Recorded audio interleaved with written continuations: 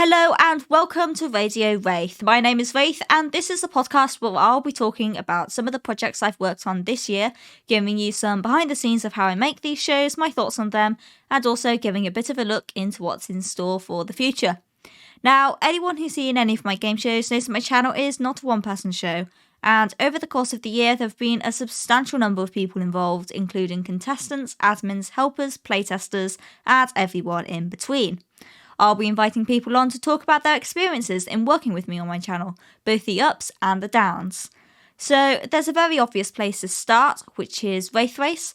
This was my first game show, filmed at the start of January. I then edited it pretty much every day for a month, and then it got released throughout February and March. The general premise of the show is that there are 3 levels of puzzles, and 4 teams of 2 are racing to get through all of them in the fastest possible time. There are no checkpoints during each level, and all of them include a high degree of death, so every time they die, they have to restart the entire level, so you can probably imagine it's rather frustrating. So to come and talk to me about all this, I'd like to bring on my first guest. This guest I met literally a few hours before I filmed Wraith Race. I put a message into my Discord asking if anyone who wasn't competing wanted to come and take a look at what I'd made. I was really proud of it. And at the time, I didn't know of anything sort of similar to what I'd made. I thought it was unique. And funnily enough, I got a response from the Discord. So I am very happy to introduce Kris. Christine, how are you doing? I am doing swimmingly. Thank you for having me here. So Kris, I don't think I've ever asked you this before, but why did you come and look at Wraith Race, bearing in mind that we never really spoken much before? I met you once in a mutual stream, shamelessly invited you to my Discord server, and then Wraith Race was literally just a few hours later. Well, I'll be honest, back in the time when I didn't have many friends, I used to play a bunch of adventure maps. Basically on Hypixel, they would have the adventure map area, which sadly no longer there, but I would play adventure maps, and then obviously when I had friends, I'd play them. Adventure maps is like a great thing in mind, and when you mentioned Wraith Race, I was like, oh, that kind of sounds like an adventure mappy style thing. I'll go and have a look. And honestly, I was impressed that, one, you did it all by hand, you hadn't known about World Edit at the time, and 2, the thought that was put into it, like, even before I'd playtested, like, when you were just doing the rundown, like, I was like, this is generally a good idea. An idea that I have never, like, experienced before. Yeah. And when I first heard of it, I was like, you know what? I'll playtest it. I'll see what the showdown is, you know? See what's popping. Okay, so a few hours before the show, we hop in a VC together, and you end up coming on the server to test stuff out, and lo and behold, it is all very broken. Now, at the time, I was very new to Minecraft. I'd never even heard of command blocks or World Edit, which is hilarious to look back on now and see how much I've progressed. But I dread to think what you thought when you agreed to help me fix my mess and then very shortly afterwards agreed to co-host it with me, with all that horrifically dodgy redstone and things like that. Is that about right, or...? So, I will admit, for the second one, it was the parkour one. I was, as somebody who has done parkour beyond her belief because she had no fucking, all of her free time just went into parkour, I was like, this could be a bit harder. So as I was doing the parkour section, I was trying to figure out what could be harder, and then obviously I introduced the whole chain thing. And then obviously, you know, and then when I saw the maze, I was like, well, the maze, I mean, if people have logic, which they didn't. If you have watched the videos, they didn't. If people had logic, they would end up doing it in, I don't know, pretty much a similar time to I did. So obviously, me, the command block kid who spent too much time also doing command blocks, thought of the idea of, you know, those rooms where if you press the wrong button, it would teleport and kill you. The Ravengers. It was, I'll be honest, it was a great idea for somebody who is, obviously you mentioned it was like you're new to Minecraft and all. Yeah. But what made it better was somebody who has been playing it for over 10 almost, hold on. I played in 2012, so it would be almost 10, it would be 10, 10 years next year? Yeah, I can't math. But yeah, as somebody who's almost played for an entire decade, I think bringing somebody into that who just at first just wanted to test it out, I Yeah. feel like you witnessing what ideas I had, put them forth, and then obviously using that knowledge further on in your other game shows has actually showed a lot of how much you've improved on the other game shows, and I feel like Wraith Race was a very good start for you for game shows, and then it's been nice to see you progress, honestly, from Wraith Race. Thank you. I really appreciate that. So, I mean, you clearly had a good time adminning Wraith Race, considering before it was even fully edited, you agreed to help admin another show, the Hide and Seek tournament. But what were your favourite parts of Wraith Race? Honestly, the map design was great. Honestly, like the whole theme of it, words can't describe how much I love the theme of it. Even though I kind of might have blew it up at the end after everything was done. But in terms of watching the contestants, honestly, just watching the contestants just Struggle. be confused, struggle, especially that oh god, Minnie and Maddy. Yeah. God, those two. Yeah. Well, funnily enough, I'd now like to introduce someone who competed in Wraith Race, someone who I imagine took a bit less enjoyment out of it because they actually had to suffer through all the puzzles. So my next guest is Monoddy, or Maddy, as we know him. So welcome to the show. Hello, thank you for having me. Sorry, I was waiting for the right moment there. So, Thank you Maddy, for having me. you and your teammate, Minnie, were consistently at the top of the overall leaderboard at the end of each episode. But tell me a bit about sort of like your overall experience of Wraith Race. The first level, right? It was the one with the maze, right? Yeah. The one where we had to go through the maze. I think we had an advantage because, as I saw in the video, everyone else had to suffer that Ravager. Yeah. Ravagers, whereas ours just, never appeared, which is Yeah. always good. Take any advantage we have, especially playing with Minnie. And then as we're going through the maze, right? If you guys have seen the video, we basically have to adventure like through a maze and get to an end, and there's a bunch of different rooms, right? Some are wrong, some are right. So I had to open a notepad on my computer and I typed like right, left, forward, back. And then I got confused because then I'm like, wait, right from which side? From when I'm entering the room or from the right side of the room? And that, didn't go well, but eventually we got to the end. It was pretty good. That first one went by very, very well, I think, and gave us that motivation we needed to keep continuing. Funnily enough, you are one of the few teams to actually get out paper and actually write stuff down. You would not believe how many of the groups just decided to wing it and do it off memory. So a bit of explanation for people who haven't seen it or haven't seen it in a while. The maze is basically a 6x6 grid, identical rooms, corridors in between, and in each room there were 4 doors with buttons, but if you went into the wrong room, the iron door would shut behind you. The buttons wouldn't work to progress you further, and then you'd have to jump into lava to reset yourself and go back to the very start. And there was only one possible route through this grid, though just to be extra annoying, me and Kris also had a few fake rooms where the buttons worked, but it wasn't the right way to go.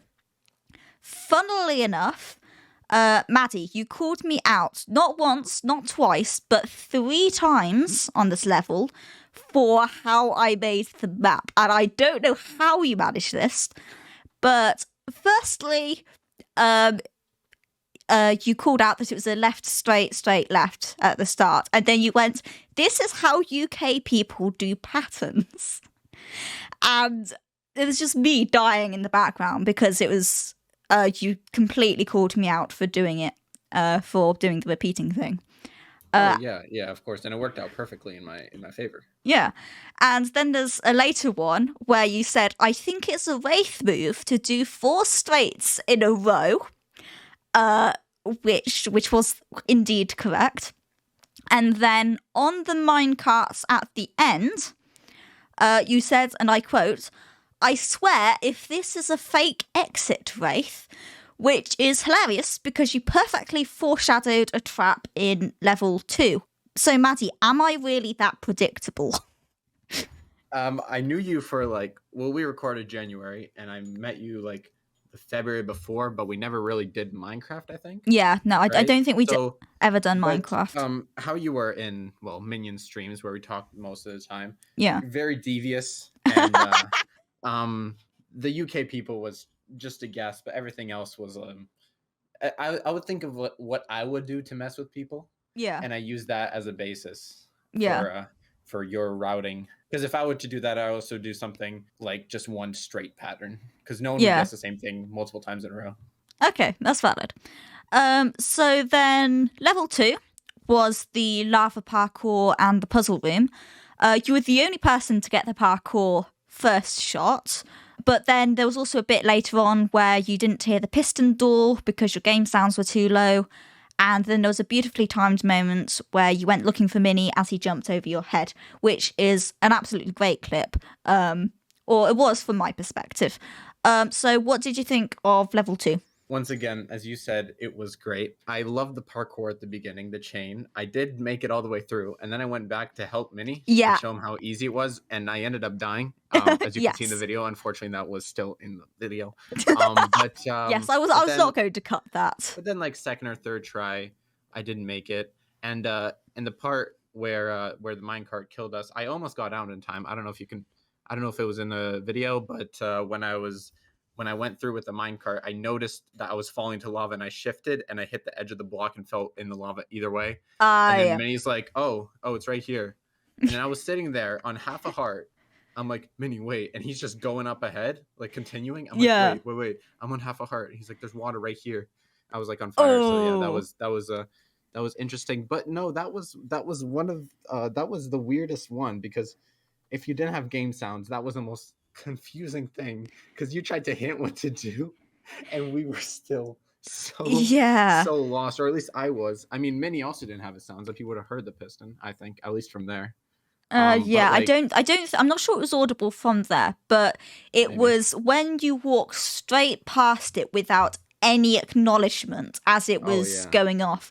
It kind of clued me in there. Yeah, we died multiple times in that one. Multiple times due to all the blazes that you guys kept removing and re-adding because we just couldn't figure it out. And yeah, at the end, actually, the first time I watched it, I didn't clue in that Minnie jumped over my head. I just thought I don't know. I was so confused how we got in there. Yeah. And when I watched the recording the first time in January, I didn't notice it, and then I rewatched it a month ago completely, and I'm like, wait, that's what happened? I didn't notice till that point. I was just like, that was perfectly timed. You jumped over my head right as I go through. Yeah. You're in here already. Yeah, no, that was perfectly. I watched your perspective and I watched his and then mine, and it was just absolutely flawless, down to the millisecond. There wasn't a single frame where you would have been able to see him. But yeah, so the final level was a collection of random puzzles without much of a theme, starting with the Path of Colours, which was carpets with magma blocks underneath, and you had to find a pattern. Then there was the Maze of Drowning, a particular favourite of yours, I'm sure. The Hallways of Death, which you had to choose between either a pink hallway or a brown hallway. Then some more lava parkour, and then the subscription button test at the end. So how did you do on level 3? So the initial pathway of the random colors, I go, if there's a random colors, there has to be, it's going to be a rainbow. It's going to be red, orange, yellow. And that's what it was until I just went on the wrong one and then just ran and I was fine. But the drowning maze, that was not fun, because you could see in the recording multiple times that I go, there's air pockets here of Minecraft glitching the corner of the water. Yeah. And I'm like, I can stand here, and it was drowning me. And I'm like, I did the whole bottom. There's 2 layers to it, if you guys didn't see the video. I did the whole bottom, did the whole top with Minnie. We both did it. I'm like, there's not either of these. And then I look up, and then I go up. I'm like, it's right here. And then Minnie goes how'd you not see that? Well, I was the one who found it, not him. And that was pretty fun. After that, though, I genuinely don't really remember. I think we just went through it first try after the water. Yeah. I don't remember, though, because I don't remember dying at that part. Yeah. I think we just guessed correctly, to be honest. And the subscription button, I kind of just sat there, and Minnie was yelling at me to get going. Yeah, I watched this episode just before we recorded this podcast, and the fact that there wasn't much footage of you after the Maze of Drowning just goes to show that you pretty much got it all first time. So well done on that one. So Maddy, you went on to take part in Hide and Seek, Capture the Flag, and Astral Architect, which suggests that Wraith Race didn't traumatize you too much. Yeah, I would say so. I mean, when you initially like recommended it, you were in Minion's channel and you told them, "Do you have a partner yet for my event or something like that?" Along those Yes. lines, like in December. Yeah. And then I'm like, "What event?" And then you guys explained. I'm like, and then I messaged you. I go, "I'd be down for that definitely." Yeah. Because Mini needed a good partner to actually win, and that's the only reason he won. And fair enough. and Actually, eventually- probably incredibly accurate. Sorry, really, but you know. And then eventually, yeah, after that, you told us about the hide and seek. I invited Linder. I didn't have my glasses that day. Yeah.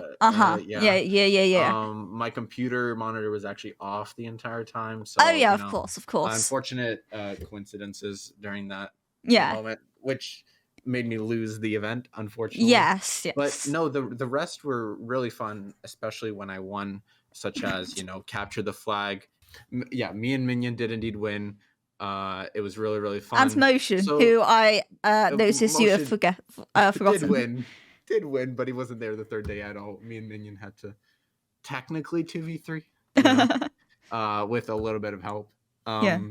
So yeah, I really, really enjoyed all of them. And Astral Architect, that was really fun. I initially didn't think of being in it, but I'm like, I want to be in more events, So yeah, no, the events overall were fun. I think Wraith Race was the only real opportunity you had to mentally screw with us. Yeah. After that, I feel like more or less it was like more fair. More fair, yeah, more fair, and there wasn't really much opportunity for us to, go crazy. So yeah, I think they were great, and I really enjoyed participating in them. So you have your own YouTube channel, started around the same time as mine, and similar sort of Minecraft game show type content. For listeners, the link to that is in the description. I have an answer to this as well, which I'll say afterwards. But what has it been like for you, Maddy, having both of our channels going sort of alongside each other? Good question there, actually. Like, when I initially started my channel, it's 100% because of Wraith Race that I participated. I had a lot of fun, and I saw how much Minion was struggling with the parkour, so I made a parkour map, and first person I invited was Minion, and put that chain jump in the middle, just because it was just funny. for the memes. Yeah, and that's what that whole premise of the video was based upon. That the end was like troll, you couldn't get through, etc. But no, I think personally that it was really good that our channels were having similar content, but also at the same time not similar, because after the strand of like April, after I stopped doing like group events, I did like a few 1v1s, I guess, and that was kind of that content, but I realized I didn't really enjoy it, and that's when I went back to when I actually rewatched your Wraith Race is when I actually did my Halloween event. So yeah, the videos, I don't know, the videos really inspire me. They're really, really fun, and especially like I enjoy the concept of messing with people. So yeah, I think it was great that they grew alongside each other, to be honest. Yeah, I think it's been really nice as well, because it's also allowed us to sort of share collaborators and ideas and push each other. Like you have messaged me several times going, hey, when's the video? Hey, have you done that edit yet? And I must say that has been incredibly helpful. And I've also really enjoyed being in your videos as well. So now we'll head back to Kris briefly before we wrap all this up. Fans of Wraith Race will hopefully be very happy to hear this. But we've been working on a new series of Wraith Race to drop early in 2022. Without dropping any spoilers, Kris, considering the company. But what are your thoughts on the new series so far? Alright, so first things first, really big step up. As I said earlier, it's been nice to see obviously you improve across the game shows, and comparing this to the first Wraith Race. Yeah. I can see that you've improved a lot. There is some similarities, as in like I'm not gonna say much obviously, but there is a couple similarities, but there's a lot of differences as well of what you've put in this time. Yeah. And I feel like that aspect, especially for obviously the people that we've got this time around, I just feel like what you have is just it's gonna make a great series again. And honestly, I don't see this not being well loved like Wraith Race was. Yeah. Like if you loved Wraith Race, then obviously fucking season 2 is gonna be better, right? I mean, isn't that like what TV shows are? Like the first season's like, you know, it's always good until the second one comes out and everyone's like, nah, the second one's better. Yeah, so the style of the show remains the same. There's a massive set upgrade, wouldn't you say, Kris? Yeah. Because not so much, but I'm currently on it right now looking at it. So that's what the frantic typing was. But yeah, I actually knew how to use World Edit this time, and I would also say the puzzles are much more varied and advanced in terms of their construction. So there's no more of the really sketchy redstone or things like that. I think also in terms of show structure, there's more, I suppose you'd call it lore. So it's no longer just a race to the end in a studio type set with a couple presenters. It's a bit more fancy, I suppose you could say now. I did promise, before we recorded this, I promised Maddy one question about the return of Wraith Race. I can't promise I'll answer it, but if you could know one thing, Maddy, what would it be? My question would probably be how much of it is going to be like parkour? Okay, so with like the original, there was quite a bit of parkour in comparison to the puzzles. This one does definitely have parkour, but I think there's less of it probably in comparison to other stuff, which I'm sure is disappointing for you. Probably less disappointing for certain other people. But yeah, hopefully that answered your question decently. So that's it for chapter 1 of the podcast. Thank you to Maddy and Kris for joining me.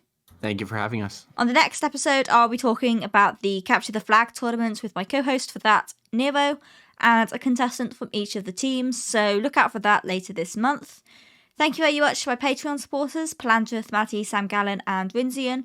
You've helped make my shows this year possible, so thank you so much. If any listeners would like to join them, there's a link in the description. You get some cool perks, and one of the tiers is about the same price as a Twitch sub. Thank you for listening, and goodbye. Outro.